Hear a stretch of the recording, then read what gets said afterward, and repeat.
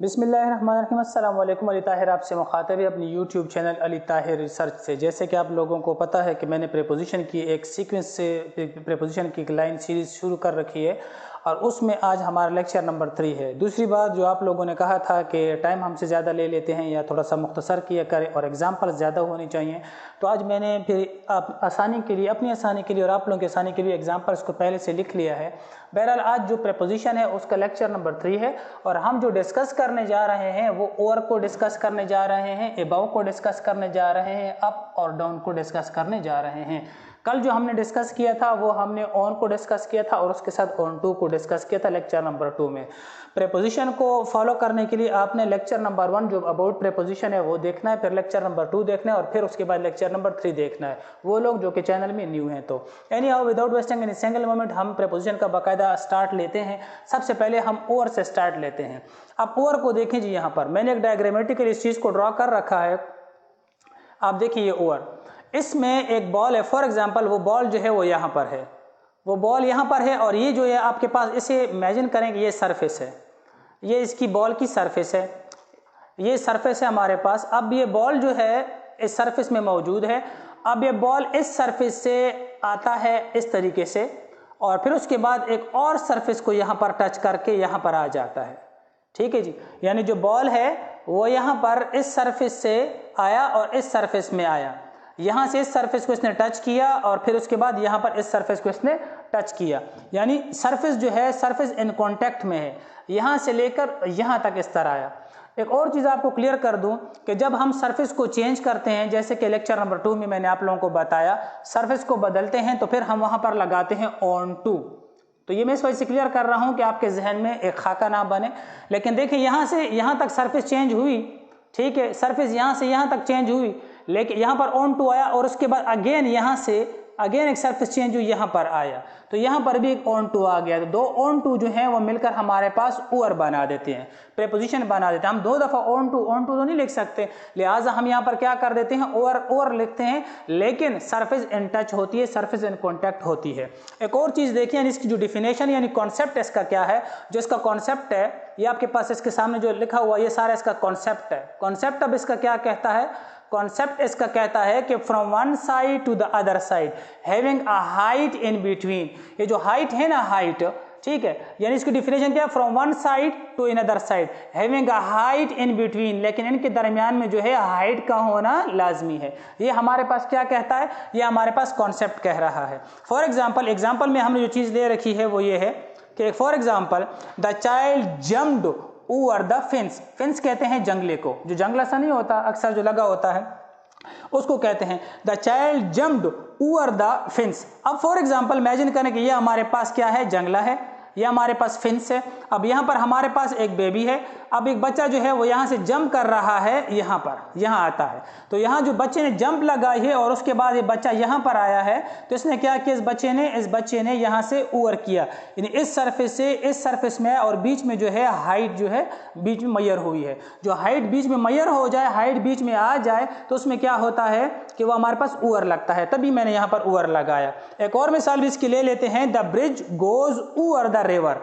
अब जो दरिया है हमारे पास, फॉर एग्जांपल ये हमारे पास दरिया है, ठीक है, ये हमारे पास दरिया है। अब इसके ऊपर हमारे पास ये क्या है, ब्रिज है, ठीक है। अब ब्रिज जो है, the bridge goes over the river. अब ये ब्रिज जो है हमारे पास ऐसे जा रहा है, ऐसे, ठीक है। तो रिवर को देखिए, रिवर नीचे है, तो यहाँ पर क्या आ गई, हाइट आ गई, और ये हमारे पास साइड 1 आ गया और ये हमारे पास साइड 2 आ गया, लिहाजा यहाँ पर भी हमने ओवर लगाया है। उम्मीद करता हूँ कॉन्सेप्ट आपको आराम से समझ आ रहा होगा। और from one side to other side having a height in between की समझ भी आप लोगों को आहिस्ता आहिस्ता आ रही होगी। तीसरी मिसाल भी दे देते हैं, जो आप लोगों ने कहा कि एग्जाम्पल ज़्यादा होने चाहिए, तो वो भी देख लें कि your friend is just over there. ये एक बड़ी ज़बरदस्त मिसाल है कि हम अक्सर कहते हैं कि your friend is just over there, तो इसका क्या मतलब, इसमें तो हाइट नहीं आती बल्कि फ्रेंड और सामने फ्रेंड खड़ा है, तो फिर हम किस तरह, तो हाइट इसमें भी आ जाती है। कैसे हाइट आ जाती है कि जैसे कि देखें मैं कैम के सामने खड़ा हूं या आप कैम के जरिए मुझे देख रहे हैं। आप मुझे जब कैम के जरिए देख रहे हैं ना, तो आप नीचे जरा एक नज़र दौड़ाएं और दोबारा अपने सर को ऊपर करें, ठीक है। तो नीचे जो चीज़ें हैं वो आपको दिखाई नहीं दे रही हैं क्योंकि हाइट आ गई है बीच में जो हाइट है मेरे और आपके बीच में कॉन्टैक्ट में हाइट जो है वो आ गई है, ठीक है। तो इस वजह से यहाँ पर ओवर का लफ्ज़ इस्तेमाल होता है, ठीक है। जो नीचे जो जगह है ये हमारे पास क्या है, हाइट में है। जब नीचे हाइट आ गई है तो हमारे पास जो डिफिनेशन है, जो कॉन्सेप्ट है वो क्या है, having a height in between. तो मेरे और आपके कॉन्टैक्ट के बीच में, मेरी सरफेस और आपके सरफेस के कॉन्टैक्ट के बीच में हाइट ऑलरेडी मेजर हो गई है, सो दैट हम यहाँ पर लगाते हैं, ओवर लगाते हैं। एनी हाउ एक और मिसाल भी आप इसकी ले लें कि ओवर थ्रो। आप क्रिकेट के अगर शौकीन हो या आपने कभी क्रिकेट के मैचेस देखे हों तो एक टाइम था, अभी तो खैर क्रिकेट मॉडिफाई हो गई है आगे, लेकिन एक टाइम था जब ओवर थ्रो होती थी। फॉर एग्जांपल एक बॉलर जो है, एक फील्डर जो है वो कीपर को थ्रो करता है। जब वो थ्रो करता है तो उसके बाद कीपर जो है वो देखते रहता है और बॉल आसपास चली जाती है, तो फिर बैट्समैन भागने लगता है और जो है ना स्कोर करने लगता है, उसे कहते हैं ओवर थ्रू। अब उसे ओवर थ्रू क्यों कहते हैं, जब वो जो फील्डर है वो बॉल को थ्रू करता है, जब वो फील्डर बॉल को थ्रू कर रहा है तो बीच में देखें हाइट आ गई है, बॉल हवा में जा रही है, नीचे जो चीज़ें हैं वो स्किप हो रही हैं। तो बॉल और कीपर के दरमियान, ठीक है, बॉल और कीपर के दरमियान यानी फर्स्ट सरफेस जो फील्डर नंबर 1 है और सेकंड सरफेस जो कि हमारे पास कीपर एंड है, ठीक है। तो फील्डर और कीपर एंड के बीच में जो डिस्टेंस है, बीच में जो फासला है, उसके बीच में बॉल का हाइट आ गया है, तब इसे ओवर और थ्रो कहते हैं। थ्रो देखिए फेंकने को कहते हैं और ओवर कहते हैं ऊपर, ठीक है। तो यहाँ पर हमारे पास ओवर तभी इस्तेमाल होता है, ठीक। तो ये हमारे पास एक छोटा सा कॉन्सेप्ट था, ये इसके मुतालिक था। एक और चीज़ में मैं आपको क्लियर कर दूं, ये भी आपके जहन में सवाल आ सकता है कि ऑन टू में हमने एक मिसाल दी थी, the child jumps on bed, ठीक है। तो वो चाइल्ड जो है वो जंप कर रहा था, ऑन द बेड जंप कर रहा था क्योंकि वो सरफेस चेंज नहीं कर रहा था, और जब चाइल्ड ने जंप लगाई ऑन टू द बेड, ठीक है, on to the floor, sorry, bed से, तो उसने सरफेस अपनी चेंज कर ली। तो यहाँ पर हमने ऑन टू क्यों इस्तेमाल किया, ओवर क्यों नहीं इस्तेमाल किया, क्योंकि चाइल्ड जो है उसने सरफेस को छोड़ा, नीचे आया है, तो वहाँ पर हाइट तो नहीं है, वो तो नीचे की तरफ आ रहा है, ऊपर की तरफ तो नहीं जा रहा। और ओवर को जो लफ्ज़ है वो ऊपर की तरफ इस्तेमाल होता है, नीचे की तरफ तो नहीं इस्तेमाल होता, क्योंकि हाइट जो है वो ऊंचाई को कहते हैं, ठीक है, डाउन को तो नहीं कहते। तो हाइट जो है वो बुलंदी को टच करती है, एक अप चीज़ को टच करती है, ठीक है। तो इस वजह से जो है ना चाइल्ड जो है वहाँ पर जब सरफेस अपनी बेड की सरफेस लिफ्ट करता है तो हम वहाँ पर लगा देते on to, the child jumped on to the floor from the bed, ठीक है। बेड से चाइल्ड ने जंप लगाई है, कहाँ पर, फ्लोर पर, ठीक है। तो ऑन टू क्यों लगाया, अगर आपसे कोई पूछे, इस वजह से ऑन टू लगाया कि यहाँ पर हाइट की जो मेजरमेंट है वो नहीं हुई। और कॉन्सेप्ट क्या कहता है, कॉन्सेप्ट कहता है from one side to the other side having a height in between, height का होना लाजमी है। तो ये चीज़ तो क्लियर हो गई। नेक्स्ट जाते हैं जल्दी से अबव की तरफ, ठीक है। ये भी मेरे पास डायग्रामेटिकली ड्रॉ है, ठीक है। नो सरफेस कांटेक्ट, इसमें सरफेस कांटेक्ट नहीं होता भाई, इसमें तो सरफेस इन कांटेक्ट था ना, यानी ये सरफेस और ये सरफेस, इसमें नो सरफेस कांटेक्ट हमारे पास होता है।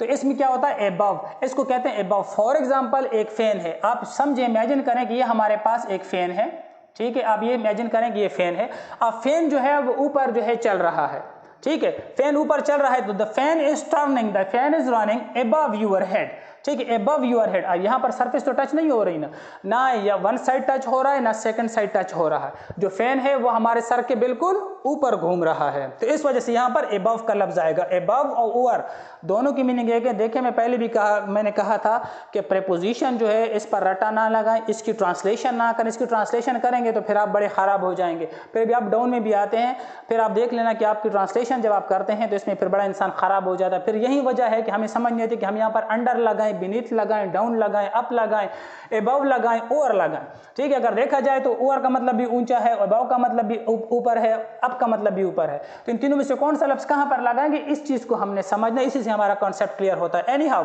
तो यहां पर नो सरफेस कॉन्टैक्ट, बात समझ आई, यहां पर सरफेस कॉन्टैक्ट में थी one side from another side, height is in between, here is no surface in contact, fan is running, fan is turning, ठीक है, अबव योर हेड, आपके सर के ऊपर जो पंखा है वो चल रहा है। तो इस वजह से यहाँ पर क्या लफ्ज इस्तेमाल हुआ, अबव का लफ्ज इस्तेमाल हुआ। एक और चीज़ देखें, अच्छा इस चीज़ में बड़ी ज़बरदस्त एक एग्जांपल है, ठीक है, इस चीज़ को देखें, Quetta is above the sea level, Quetta सतह समंदर से अबव है, ऊपर है, ठीक है। अच्छा ये जो है ना, ये जो चीज़ है, यानी ये जो अबव है, यानी फॉर एग्जाम्पल आप इसको इमेजिन करें कि ये हमारे पास क्वेटा है, ठीक है, ये हमारे पास क्वेटा है, ये लेवल है। लेवल के बारे में एक चीज जहन में रखें कि लेवल ऐसे जाए, ऊपर की तरफ जाए या नीचे की तरफ आए, इसको लेवल ही कहेंगे।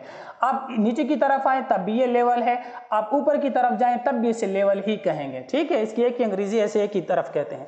एनी हाउ, तो ये समंदर है ना। अब देखें समंदर जो है वो तो, अगर आप क्वेश्चन आपके जहन में आ सकता है कि समंदर तो कराची साइड पे है, तो क्वेटा के नीचे समंदर तो नहीं बह रहा कि उसके ऊपर क्वेटा खड़ा है, तो कैसे?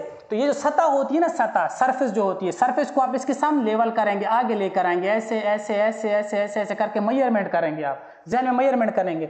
आपको एक आसान सी मिसाल दे देता हूं, ठीक है, कि यहां पर मेरे पास फॉर एग्जांपल समंदर है, ठीक है, यहां पर मेरे पास समंदर है। अब समंदर जो है वो चलकर खुद क्वेटा के नीचे या क्वेटा खुद समंदर के ऊपर तो नहीं आ सकता ना, ठीक है, तो हमें इसमें अबव क्यों लगाना पड़ा? सबसे पहले तो आप देखें कि अबव में जो है ना नो सरफेस कांटेक्ट ये होता है, ठीक है। ये मिसाल तभी मैंने पिक की है कि मुझे पता है मुश्किल है, लेकिन अगर इस मिसाल की समझ आ गई तो आपको बहुत सारी चीजें क्लियर हो जाएंगी, ठीक है। तो अब क्वेटा के लिए हमने अबव क्यों लगाया? क्योंकि क्वेटा जो है वो हमारे पास फॉर एग्जाम्पल ये हमारे पास क्वेटा है, ठीक है, तो ये यहां पर है, समंदर इसके नीचे तो नहीं बह रहा, लेकिन जो इसके मेजरमेंट कैसे की गई, हमें कैसे पता चला कि जो क्वेटा है वो सतह समंदर से बुलंद है? क्योंकि इसकी जब मेजरमेंट की गई, जब पैमाइश की गई, देखा गया, तो हमें पता चलता है ना कि हम कहते हैं ना कि ये पानी से ऊपर है, ये पानी से नीचे है। जब क्वेटा के बारे में मेजरमेंट की गई तो ये पानी से ऊपर था, यानी सतह समंदर से बुलंद था। जब बुलंद था तो लाजिम बात है हम इसे अबव लगाएंगे। अच्छा, और नहीं लगा सकते हैं क्योंकि क्वेटा यहां से आकर यहां तो नहीं जा रहा ना, कोई सरफेस कांटेक्ट तो नहीं है ना, तभी जो है हमारे पास यहाँ क्वेटा में भी यहाँ पर अबव का लफ्ज इस्तेमाल हुआ है। एक और मिसाल, छोटी सी मिसाल है, ये भी मैं आपके सामने रख देता हूं। और ये छोटी सी मिसाल क्या है? The bulb is glowing above the table, ठीक है। अब ये मेरे पास ये टेबल है मेरे पास, ठीक है, ये हमारे पास टेबल है। अब जो बल्ब है, यानी ये वाला जो बल्ब है, अगर इस बल्ब को मैं ऐसे कर दूं, ठीक है, अगर इस बल्ब को मैं ऐसे कर दूं, ये मेरे पास ये बल्ब ऐसे बन जाए। अब यहां पर मेरे पास ये बल्ब क्या है? ये ऑन द टेबल है, ठीक है, लेकिन ये बल्ब जो है यहां पर इन कांटेक्ट तो नहीं है ना, सरफेस, नो सरफेस कांटेक्ट है इसमें। यहां पर देखिए ऊपर से बल्ब आ रहा है, ठीक है, नीचे की तरफ आ रहा है, लेकिन नीचे आप टेबल से देखेंगे, टेबल से, ठीक है, जहां टेबल से आप देखेंगे बल्ब को, तो यहां पर जब टेबल से आप बल्ब को ऊपर की तरफ यहां से देखेंगे तो यहां पर हमारे पास क्या आ गया? अबव आ गया।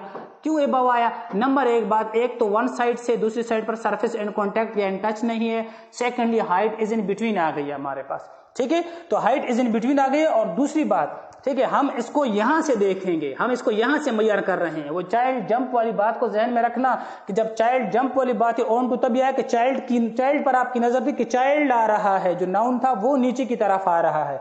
यहां पर हम टेबल से नजर दौड़ाते हैं इसकी तरफ, ऊपर की तरफ, हम ऊपर से नीचे की तरफ नहीं देखते, हम नीचे से ऊपर की तरफ बल्ब की तरफ देखते हैं। इस बात को जहन में रखना, ठीक है, हम नीचे से ऊपर की तरफ बल्ब को देखते हैं, ऊपर से बल्ब को ऐसे करके नहीं देखते हैं कि हम ऑन टू लगाएं। वो चाइल्ड तो ऊपर से नीचे आ रहा था तभी हमने ऑन टू लगाया था। तो ये मिसाल भी कंफ्यूजिंग, इंसान को कंफ्यूज कर देती है, और बहुत सारे हमारे भाई ऐसे हैं जो कि कंफ्यूजन क्रिएट करके फिर निकल जाते हैं। तो मैंने पहले भी कहा था कि confusion always make a difficulties, ठीक है, always make for a person a difficulties, ठीक है, और डिफिकल्टीज जो डिफरेंशिएट होता है वो डिफिकल्टीज को दूर करता है। एक और चीज ले लेते हैं, ये हमारे पास हो गया जी ओवर एंड अबव के बारे में, उम्मीद करता हूं समझ आ गई होगी।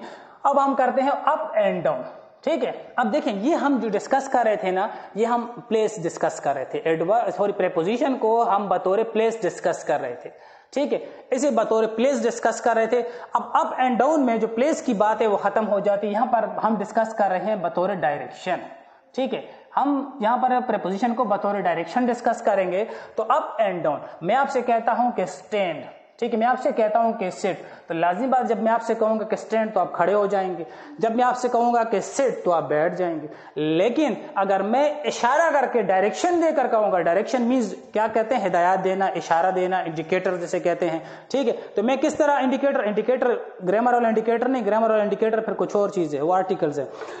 मींस इंडिकेटर मींस कि जो गाड़ियों में इशारा लगा हो, तो मैं उसकी बात कर रहा हूं। मैं इशारा कर रहा हूं, मैं कहता हूं कि सिट डाउन, ठीक है, साथ में कह रहा हूं सेट डाउन, यानी इशारा भी कर रहा हूं। सेट का मतलब बैठ जाना है और सिट डाउन का मतलब ही बैठ जाना, तब भी आपने बैठना है, ठीक है। तो ये हमारे पास क्या होता है? डाउन की तरफ होता है, यानी डायरेक्शन जब नीचे की तरफ जाए, और एक डायरेक्शन जब ऊपर की तरफ जाए। इसमें इतना ज्यादा कुछ नहीं है। यहाँ पर मैंने एक और छोटी सी मिसाल रखी है जो कि मैं पहले अपने लेक्चर में मिसाल दे चुका हूँ, स्टेयर्स वगैरह की, ठीक है। तो यहाँ पर मैं पहले मिसाल रख चुका, इस मिसाल से मैं आपको वाजे करके देता हूँ। तो स्टैंड अप, स्टैंड डाउन, ठीक है, एक मिसाल रखते हैं, आपको समझ आ जाएगी। फॉर एग्जांपल यहां पर लिखा हुआ है मेरे पास कि ही इज गोइंग, ठीक है, अप द स्टेयर, अब द स्टेयर की बजाय आप यहाँ पर लिख दें डाउन द स्टेयर। तो अगर आप अप की जगह डाउन लिखें तो इसका मतलब है कि एक पर्सन है, ठीक है, ये पर्सन है, ये डाउन द स्टेयर आ रहा है। अब ठीक है, यहाँ पर एक पर्सन है, ठीक है, ये अप द स्टेयर जा रहा है। सिर्फ आपके लफ्ज पर डिपेंड करता है कि आप अप लिखते हैं तो बंदा ऊपर की तरफ जाएगा, ठीक है, और अगर आप डाउन लिखेंगे तो आदमी नीचे की तरफ आ रहा है। बाकी टेंस पर, वर्ब पर, एसेंशियल्स पर, किसी भी चीज पर कोई भी असर, कोई भी फर्क नहीं पड़ता है। क्यों नहीं पड़ता है? क्योंकि हमने सिर्फ यहाँ पर प्रेपोजिशन यानी सिर्फ डायरेक्शन को चेंज करना है और हमने डायरेक्शन ऑलरेडी चेंज कर दी है।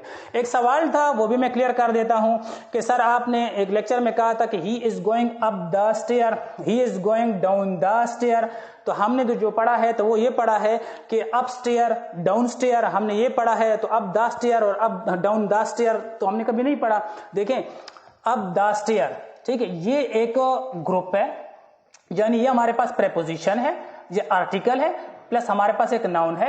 ये तीन लोग फंक्शन करते हैं ना, एक फंक्शन करते हैं। जब तीन लोग एक फंक्शन बयान करते हैं तो आप मेरी फ्रेज वाला लेक्चर देख लें, ठीक है, तो वो फ्रेज में आ जाते हैं। अब यहाँ पर हमारे पास जो प्रेपोजिशन होता है वो एडवर्ब पार्टिकल में चला जाता है। ये हमारे पास वेयर का आंसर है, आप देख लें, ठीक है, वो मैं क्वेश्चन क्लियर कर रहा हूँ। वेयर का आंसर है where he is going up the stairs, where he is going down the stair. तो ये हमारे पास वेयर का आंसर है। वेयर का आंसर हमेशा एडवर्ब होता है, तो ये हमारे पास एडवर्ब में फिर क्या है, एडवर्ब में एडवर्ब पार्टिकल हो गया ये वाला हमारे पास, क्योंकि ये तीन फंक्शन ने मिलकर एक लफ्ज बनाया, ठीक है। अब अपस्टेयर्स क्या होता है और डाउनस्टेयर्स क्या होता है? अपस्टेयर्स और डाउनस्टेयर ये होता है कि मिसाल के तौर पर मैं आपसे कहता हूं कि he is going up the stair, इसका मतलब है कि ये सीढ़ियों में है, ऊपर की तरफ जा रहा है। डाउन द स्टेयर इसका मतलब है कि ये सीढ़ियों में है, नीचे की तरफ आ रहा है, ठीक है। जब आप कहते हैं, जब आपने जो सुना, जो आपने क्वेश्चन किया कि अपस्टेयर और डाउनस्टेयर, तो बिल्कुल ठीक है, ही इज अपस्टेयर। अपस्टेयर का मतलब है वो ऊपर है, डाउनस्टेयर का मतलब वो नीचे है। मिसाल के तौर पर मैं आपसे कहता हूं कि फलां डॉक्टर का क्लिनिक कहां है, आप कहते हैं अपस्टेयर, इसका मतलब वो सीढ़ी से ऊपर है, ठीक है, वो सीढ़ियां चढ़ नहीं रहा, वो कोई क्लिनिक जो है वो सीढ़ियां चढ़ के ऊपर नहीं जा रहा है, वो सीढ़ियों के ऊपर है, बस मौजूद है ऊपर। फलां का ऑफिस कहां पर है, अपस्टेयर, ठीक है। डाउनस्टेयर सीढ़ियों से नीचे है, ठीक है। तो down the stair, down the stair वहां पर आप लगा नहीं सकते। क्लिनिक को आप डाउन द स्टेयर कैसे कर सकते? क्लिनिक कैसे करके नीचे तो नहीं आ रहा, ठीक है। तो वो जो ऑफिस होते हैं वो ऐसे करके जो नीचे ऊपर तो नहीं जाते ना, तो डाउनस्टेयर अपस्टेयर वहां पर इस्तेमाल होते हैं। और ये हमारे पास एडवर्ब है, ये भी हमारे पास वेयर का आंसर है। मिसाल के तौर पर वेयर इज दिस ऑफिस, तो हम कहते हैं कि जी अपस्टेयर्स, तो अपस्टेयर्स सीढ़ियों से ऊपर उसका ऑफिस है। Where is this office, downstair सीढ़ियों से नीचे उसका ऑफिस है। ये भी हमारे पास एडवर्ब का आंसर है, ये हमारे पास सादा एडवर्ब है, क्योंकि यहाँ पर देखें कोई लफ्ज आपस में मिलकर अपस्टेयर डाउनस्टेयर एक ही लफ्ज है, ठीक है, ये अलग अलग नहीं, अप अलग नहीं है और स्टेयर्स अलग नहीं है स्टेयर से, और डाउन अलग नहीं है और स्टेयर्स अलग नहीं है डाउन से, ठीक है। तो ये हमारे पास जो है क्या चीज है, ये हमारे पास एडवर्ब है, ये भी वेयर का आंसर है, और ये हमारे पास एडवर्ब है, लेकिन ये एडवर्ब पार्टिकल है। अब द स्टेयर एडवर्ब पार्टिकल, ठीक है, down the stair adverb particle, ठीक है। इस वजह से कि तीनों लफ्जों ने मिलकर एक फंक्शन क्रिएट किया, एक फंक्शन बनाया। उम्मीद करता हूं आप लोगों को समझ आ गई होगी। नेक्स्ट लेक्चर के साथ इंशाल्लाह कल फिर से हाजिर होंगे, और कोशिश करें कि प्रीपोजिशन को सही मायनों में सीखें, इसकी ट्रांसलेशन ना करना, इस पर रटा लगाएं कि टू का मतलब क्या है, डाउन का मतलब क्या है। देखें, मैं आपको एक और बात भी बता दूं, अब ये डाउन है ना, डाउन, ठीक है, अगर इसका मतलब नीचे है तो अंडर का मतलब क्या है, बीनीथ का मतलब क्या है, फिर आप कंफ्यूज हो जाएंगे। फिर आप अंडर कहाँ लगाएंगे, बीनीथ कहाँ लगाएंगे, डाउन कहाँ लगाएंगे, आप तो कहेंगे तीनों लफ्ज हैं। फिर ये तो नहीं कि चैंपियन बन जाए कि कहूँ जी डाउन भी लगा सकते हैं, ये भी लगा तो वोकैबुलरी मेरे पास वोकैबुलरी कोई नहीं होती। हर जगह पर हर सूटेबल लफ्ज आपने लगाना होता है। जैसे कि मैंने आपको बताया, ओवर का बताया, देखिए सरफेस कॉन्टैक्ट में थी, अबाव का बताया जहां पर सरफेस कॉन्टैक्ट में ना हो, आपका बताया जहां पर डायरेक्शन हो। तीनों लफ्जों का एक मीनिंग है, तीनों लफ्जों का, लेकिन यूज अलग अलग है। आप उम्मीद करता हूं आपको समझ भी आ गई कि किस तरीके से इनका यूज हमने करना, ठीक है। अपना बहुत सारा ख्याल रखिएगा। अल्लाह हाफिज।